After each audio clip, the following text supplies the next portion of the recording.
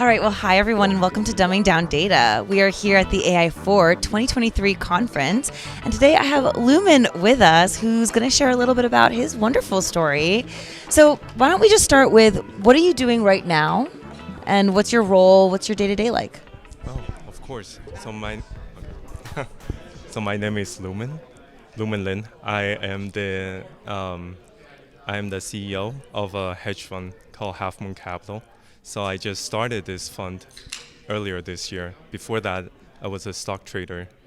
And I've been doing that for 8 years. But originally, I had a art background, and somehow applying that area of expertise into a finance, I found my own edge and was able to generate a certain amount of capital that I can now use to start this fund to further expand on my research and the way that we understand the market. So, what happened from your art background? You switched over to finance. What brought you into what you're doing right now, and how did you sort of break into the tech industry? What is causing you to need to learn more and be involved in this industry right now? Oh, sure. I think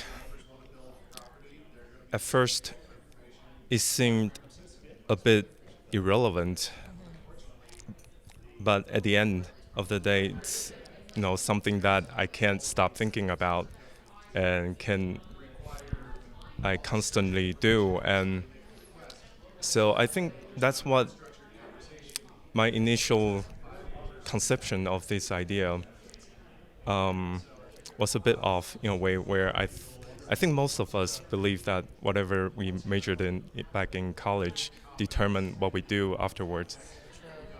However, it didn't make much sense when we think about that we also learned chemistry when we were in high school, but we're not going to be a chemist because of that, or we learned about history in elementary school, but we're not going to be a a professor that teaches history. So I think what college can do for most of us is not prepare a specific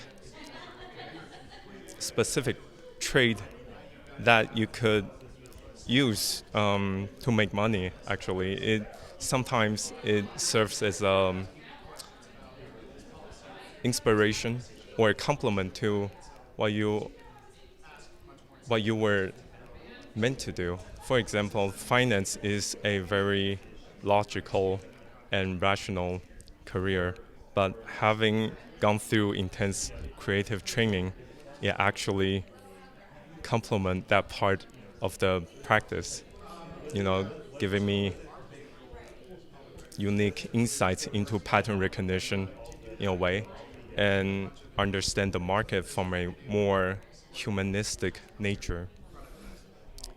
So with that background, I was able to do what I wouldn't have if I had an MBA, for example. So I think that's what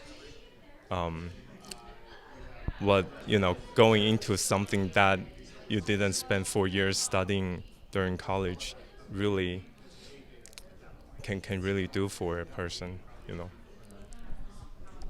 That was so eloquently put and so beautiful. I think I actually never thought about the fact that you're right. We do go to high school and we don't ever think that we're going to be a chemist just by learning chemistry, or a biologist just from learning biology, or a historian just from learning history. So that was really so true. And it is also true that a lot of us think that we're going to be what our major is, right? And then in thinking of it, I listened to a TED Talk that said something like 80% of the time we're never going to be what we do in our school, or like in our education. And I think it's important, especially for listeners who don't have this background in technology, to think that you can still become a lot more than you might have thought originally. So I really like that you said that. Do you still do art, by the way? I don't do as much as I like to anymore. However, with the recent rise in AI, I am able to play around with application like Midjourney and create art that way, and which was yeah, which builds complement what I do from my day to day, which is highly logical and reason reasoning based. And I think because we're also developing an application, a trading application for our trading activity and strategies, and having to go into that space is also I think when it comes to technology, it it's so big that I think everyone from different background is able to contribute in a certain way. And I think when we think about people like Steve Jobs, he you know he had a great interest in design, and what he's able to do to bring to the table in the tech space, is to again really go into that humanistic base that defines what we really want to see in technology, which is very um, user-friendly design and aesthetic approach to technology, which traditionally no one will ever think that's possible in a way. So the only way that I think is able to, you know, um, break out of the status quo is exactly people like that. You know. So cool. I mean, it's so true. I speak with a lot of people. I mean, even in the conference so far, and there is a lot of creativity. I mean, I was actually just speaking with a software engineer who was talking about the creativity behind that and the aesthetics and all of that stuff that we don't really think about. So I think that's also really cool, or at least the non-technical people might not think about. So I think that's really cool. Just curious, is there like a fun fact that you can share about your job or something that you really enjoy doing in your day-to-day? Fun fact. I suppose, able to do it every day, even during my sleeps. Yeah, it's something that, yeah, it's like, yeah, found my life purpose in a way. Yeah. So yeah, I think if anyone can find that in their life, uh, yeah, I think they can really do do something with that skill. Yeah. It's like fulfilling, right? I mean, when you find your life purpose, things become really fulfilling. So I guess sometimes maybe sleeping and having your job in your mind sounds like a nightmare, but it also, if you love it, it's a joy, it's a pleasure, and it's.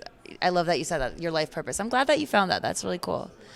My last question, which is for the listeners here, do you have any advice or any suggestions or anything, if you look back on, that you would do differently even when it comes to breaking into the industry? Are there any roadblocks that they should, maybe pay attention to, or just anything in general that you can share about how they can get ahead?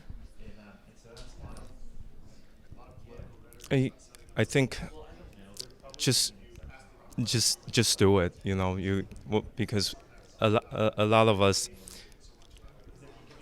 if you think you have to sit down and design a strategy to how and think about how you can achieve greatness or great or excellence in a specific field, I'm pretty sure that's not the thing that you want to pursue. Anyway, the thing that you want to pursue, it, you don't have a choice. It's just something that you do and think about every day. And if you so if I were to go back, I probably Probably not much. I think because that's what I had done. I just went. I just do what I always feel is right. So yeah, I suppose I'll tell myself that it's okay to fail because that's the only way to learn, and it's okay to enjoy your success once in a while too. But don't be complacent, I suppose. Yeah. There's like so much beauty in what you were saying. I really appreciate you sharing this story and your insights.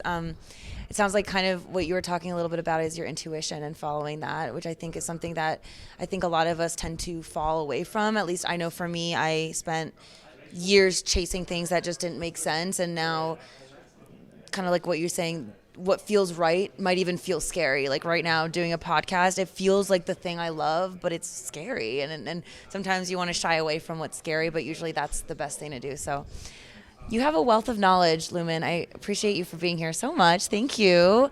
For all you listeners, don't forget to subscribe to Dumbing Down Data. Appreciate all of you for listening. Appreciate you so much for being here.